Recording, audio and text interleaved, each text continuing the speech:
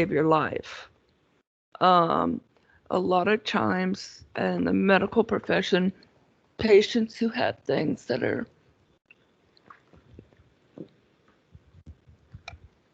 I don't know why I'm having such a tough time getting woke up this morning. I got plenty of sleep.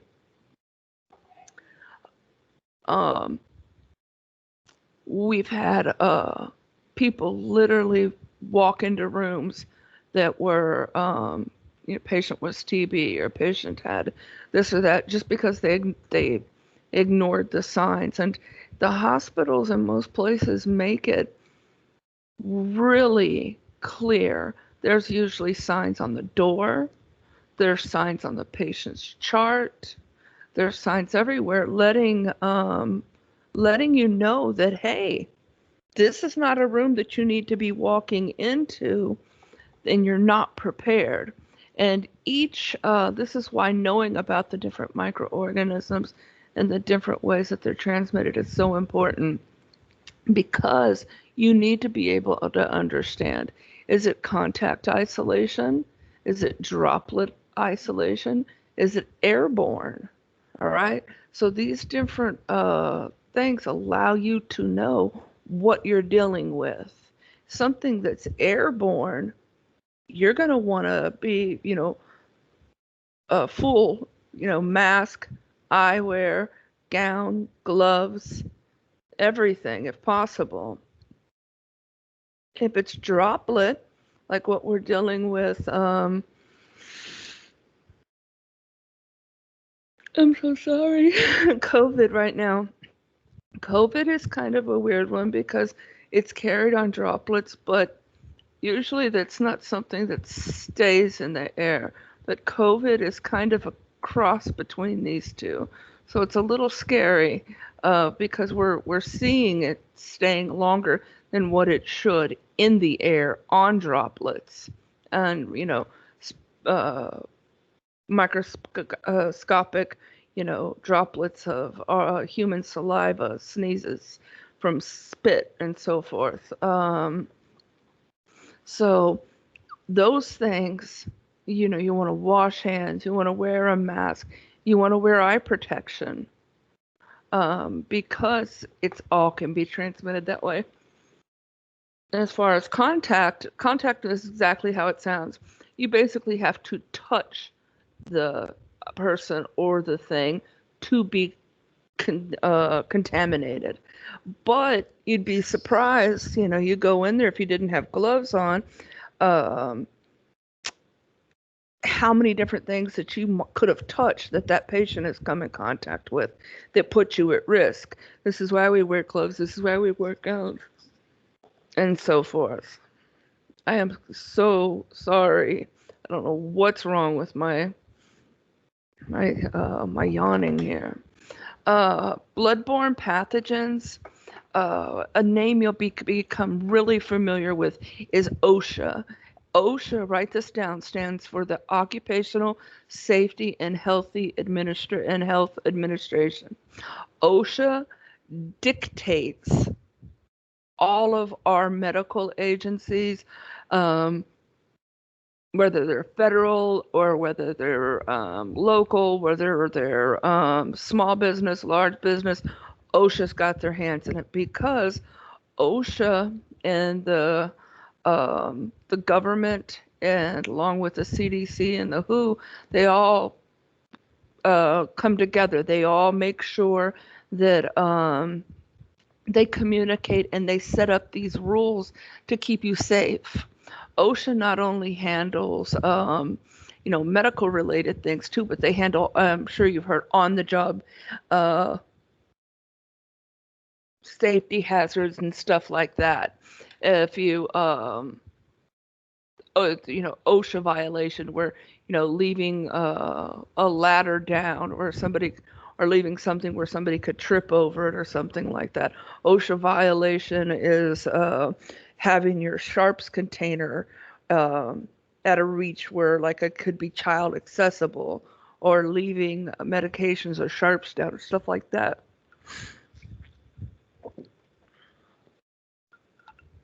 In 2000, the U.S. Congress passed the Needle Stick Safety and Prevention. Basically, what they tried to do is get a new type of design, and this is why most of the needles that you'll come in contact now are either retractable or have some type of safety lid or cover on them that as soon as you're done, you can just click it closed. So you'll find more, you'll get to see that. Now, some needles are still designed to where that they don't have that, and that's because of the type of procedures that they're used for. And some needles, believe it or not, are actually reusable, and those are very, very specific needles, very and certain syringes and stuff like that that are used with. They're very expensive, and so instead of just disposing of them and getting a new one, a lot of times they're what we call autoclaved, and that's a term we're going to talk about today. When we talk about disposal of waste, infectious waste and substances, I actually have a video. This video is here, and I am going to post this. Everybody has to watch this, and at the bottom, say that I've watched this, and you understand. If you have any questions, you could ask about it. But basically, what it does is it talks to you about the proper way of disposing of things. And if we were in lab together, one of my absolute pet peeves is leaving sharps down, recapping sharps, putting the wrong material in the wrong places. I'm very, very OCD, and because over the years I've seen people who've got stuck with needles. I've seen people who've got fired because they were putting the wrong waste in the wrong disposal area and so forth. So it's one of them things that you have to pay attention to. You have to, not just for your safety, but for keeping your job and maintaining employment. And I say that because if you go in someplace and you have a trash that's designed only for biohazard material, right? And you're putting your McDonald's trash and you're putting your non-biohazard, like paper towels and the bed papers and stuff like that. You're throwing that in there. What happens is when they go in and they have their special delivery team that comes and picks this up, what ends up happening is they are charged by the pound. So if for the last 6 years, their disposal fee has been about, $300 each month for their medical waste, and all of a sudden you just got there and you're new on the job and it's $1,200. And I've seen that. I've seen where that happened before, and because somebody was just putting all waste in the biohazard bags, and the doctor lost lost their muffins over it and fired the person. So be cautious. Make sure you understand what's what. Please watch this video. Medical asepsis, and like I said, we know that we can't really achieve asepsis. If I yawn one more time, I'm gonna smack myself. We can't achieve medical asepsis without the help of antibiotic type of antimicrobial soaps, without the proper type of scrubbing and the proper type of cleaning. That's why if you've ever seen or watched a surgeon when they go into surgery, it's literally, I told you I was going to smack myself. It's literally a 13, 14, 15-minute thing. They get these little bitty scrubby sponges, and it's usually some type of iodine so they can see where they've scrubbed, and they have to scrub their nails. It's a whole process, and they scrub the fingers, in between the fingers, sides of the fingers, up the arms, and then they do that, and then they rinse it, and it's usually a whole step all over again. And then that's why when they're done, after that, that 50, can you imagine 15 minutes of washing your hands? That's why they keep their hands up. That's why somebody then who's already scrubbed up puts their gloves on, puts their gowns on, and they don't touch anything. They literally walk into ERs, the ORs, ready to operate, completely sterile and completely free of, hopefully, of any type of microorganisms. Why? Because they're opening someone up. They're going to be performing a surgery. So that medical asepsis of keeping their hands clean is vital. Another way we can achieve that is just by covering our mouths when we sneeze. Oh my goodness.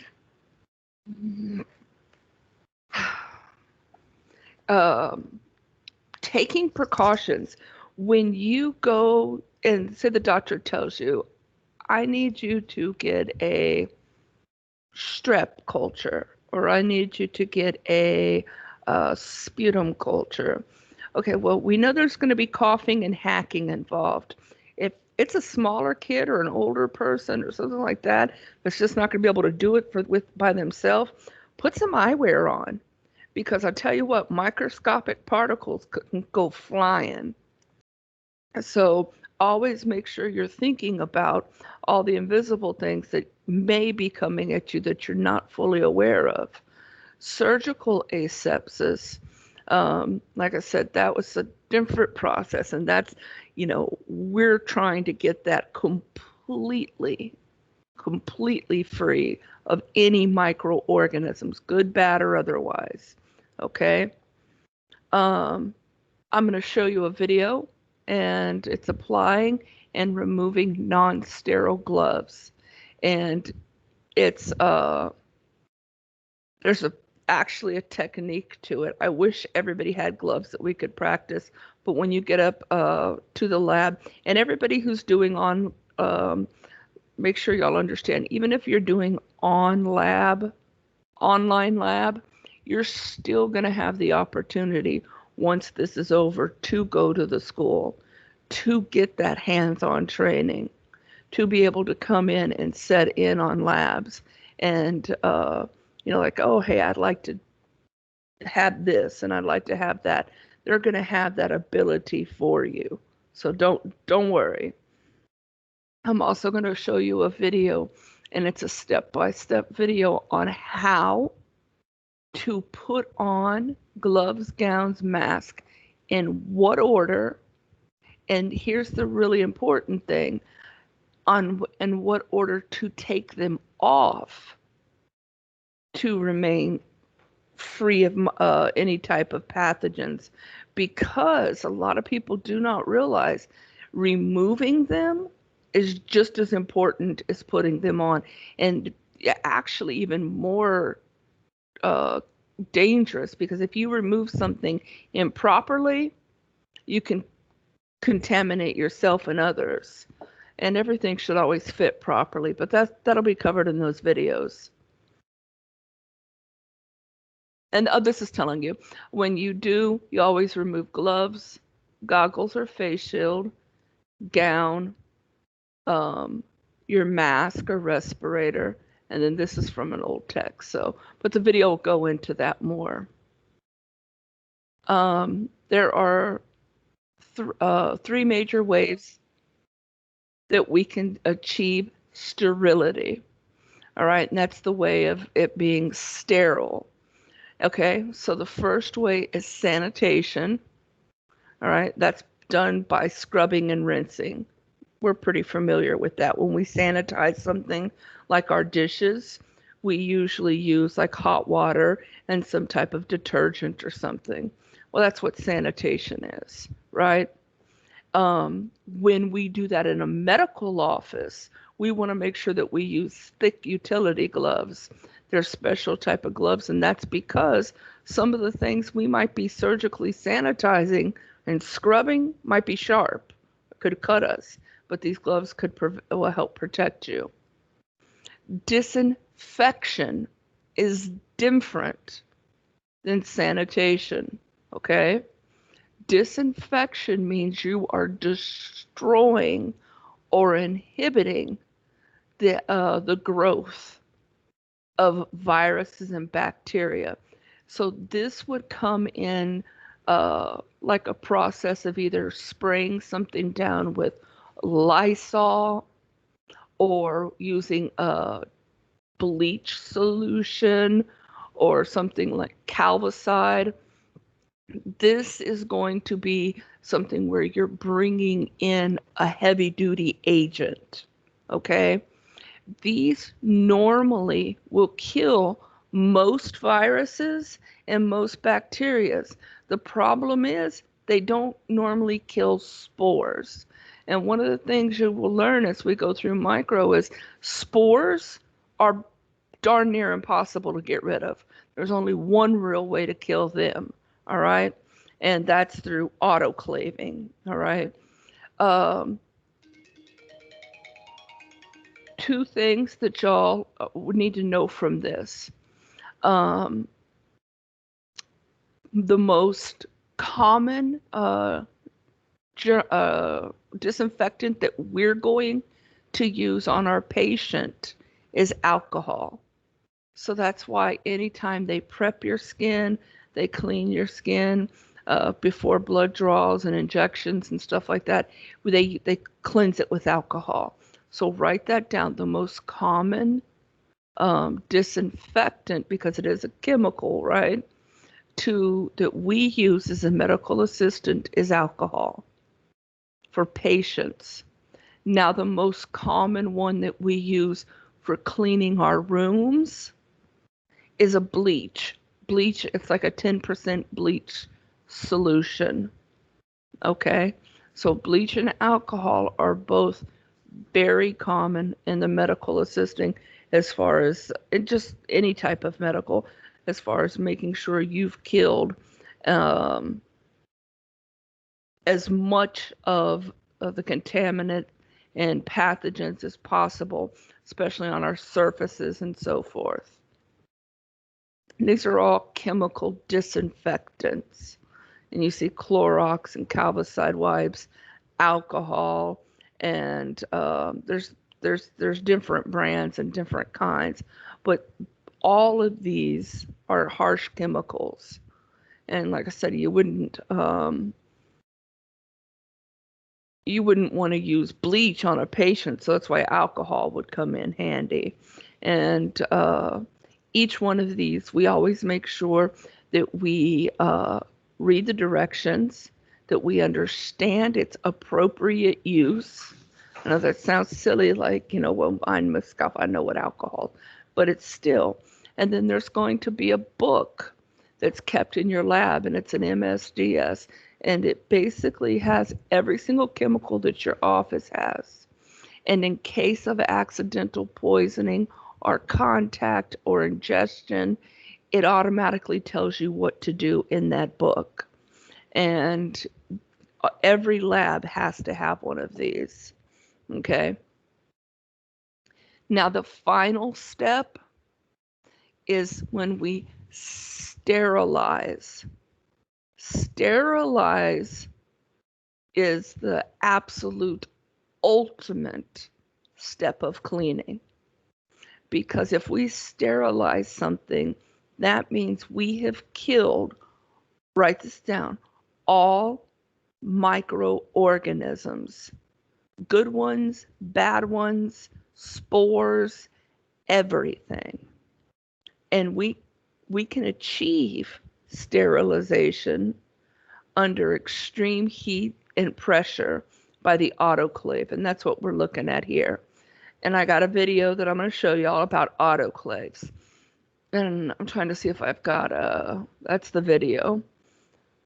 No, let me go back real quick. There are some, this is a small one. This one fits on somebody's counter.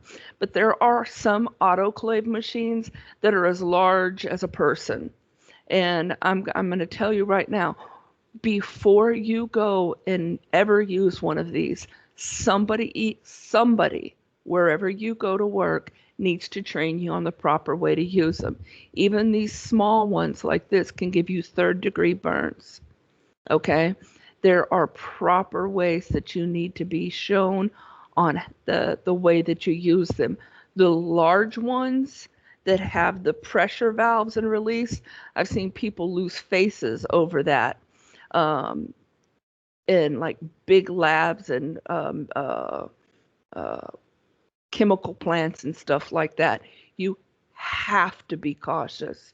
You don't ever open them till they're finished, until the pressure's at zero, and you always wait. And so there's lots of training that needs to be done. So never hesitate. If they said, "Oh, we need you to go sterilize this," it's been a while. How about somebody come and walk me through the first time, so make sure I do it right. Never be afraid to stand up and say, "Hey, give me a hand." Okay? And I'm going to post this video and along with the others. And then we're going to talk about chemical sterilization. We wrapped that up. That's with the real quick. Infection. That's the scrubbing and wiping, like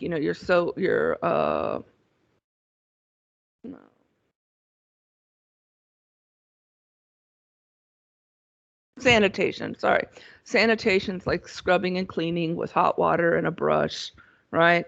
And then there's disinfection with a chemical, usually like alcohol or bleach. And then there's sterilization. So those are the three ones that we wanted to make sure that you understand and that you write down. All right, now we're going to move on to micro. This dude here, his name was Louis Pasteur. And Louis Pasteur was a French chemist and microbiologist before there really was a field of microbiology. This is why we kind of call him the father of micro. He is the reason that we have pasteurized food. He found by heating up food and killing the bacteria and stuff like that, you could preserve it. You could keep it longer. This is why our milk is pasteurized. He also was very big on the study of thinking and getting the scientific community to understand organisms like bacteria, viruses, fungi, protozoa, because way back then, most scientists were under the really strong belief of, if I can't see it, it must not, it's not there. It's not an actual thing. And Louis was one of the ones that just said, yeah, I really think there's things we just don't see with our naked eye. And he helped modernize and get our minds thinking in the direction of something that is microscopic, okay? We already know what normal flora is. Everybody should know that. That's any microorganism that lives on you that actually works with you and is not pathogenic, right? They can even be beneficial, part of our natural system and how our body works, and help maintain keeping us safe and healthy. All right, so when we get into micro, and I'm going to keep this brief because y'all aren't, going into microbiology, you're going to medical assistant. Micro is actually one of my favorite parts. But when we go to name microorganisms, one of the things that you should automatically be able to spot and recognize is that there's two forms. There's what we call the genus, and then there's the species. The genus is always going to be capitalized, like Streptococcus. And the species is going to be lowercase, like pyroges. And a lot of times it's abbreviated, capital S, pyroges for streptococcus, right? I'm not so concerned if you remember all of this, but it lets you know that there are two separate things we're talking about. We're talking about not just the microorganisms itself, but it's like subcategory, right?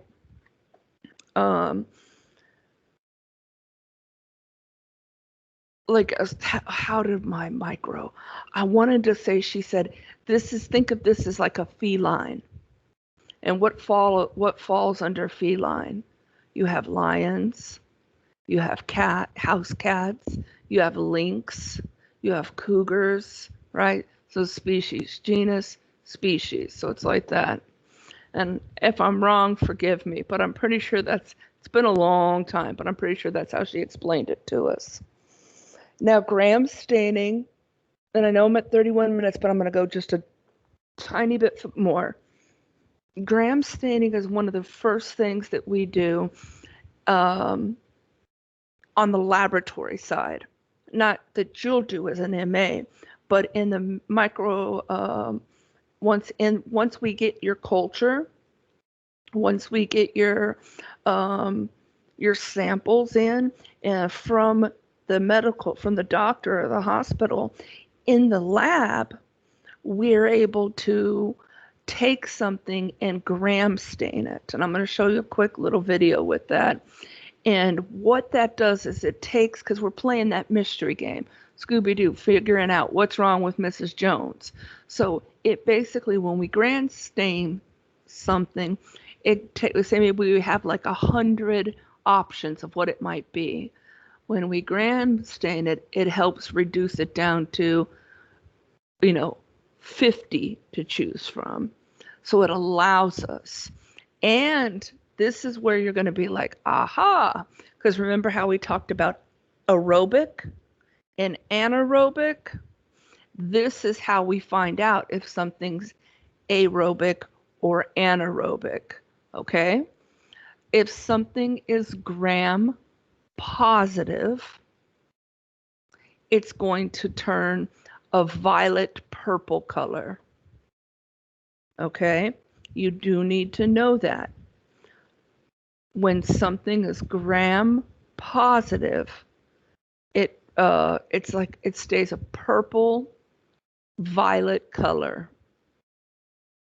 When something is gram negative, it becomes pink. All right, so that test right there just eliminated our choices in half, made it so much easier to decide what we're working with.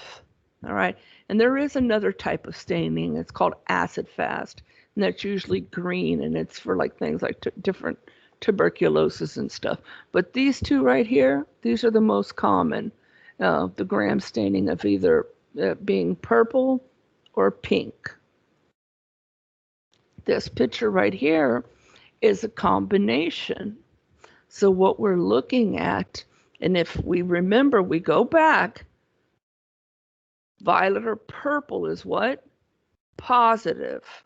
So let's go back to this. So these are all of our gram positive bacteria, and these are our gram negative bacteria. Okay? All right. Some common, you don't need to write this down, but common gram positives are staph and different forms of strep and stuff like that. Our common gram negatives are like E. coli and gonorrhea. Those and these are a little hard. These are usually easier to treat than these. Okay, and then this explains why. Okay, we talked about how some things survive and they need oxygen. right? When they need oxygen because they're aerobics, right? They're considered aerobes. If they die in the presence of oxygen or do not need oxygen to survive, they are anaerobics. Okay? Now, of course, science has to make everything a little bit difficult. There are some microorganisms that are both.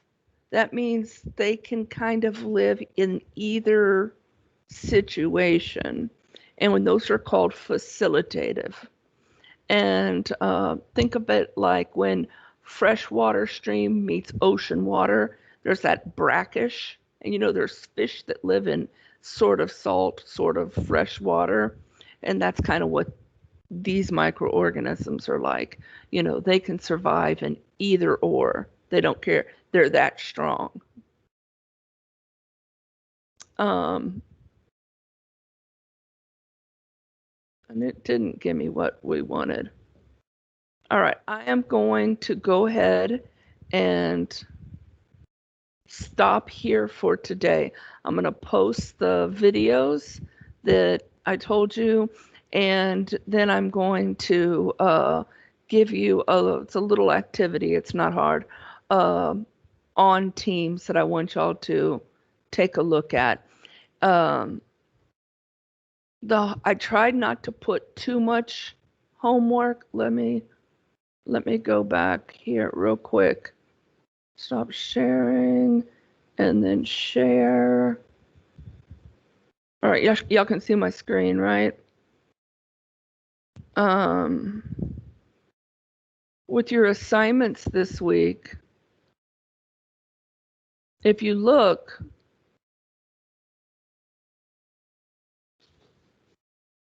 this is from last week. Remember, it's due at 1, okay?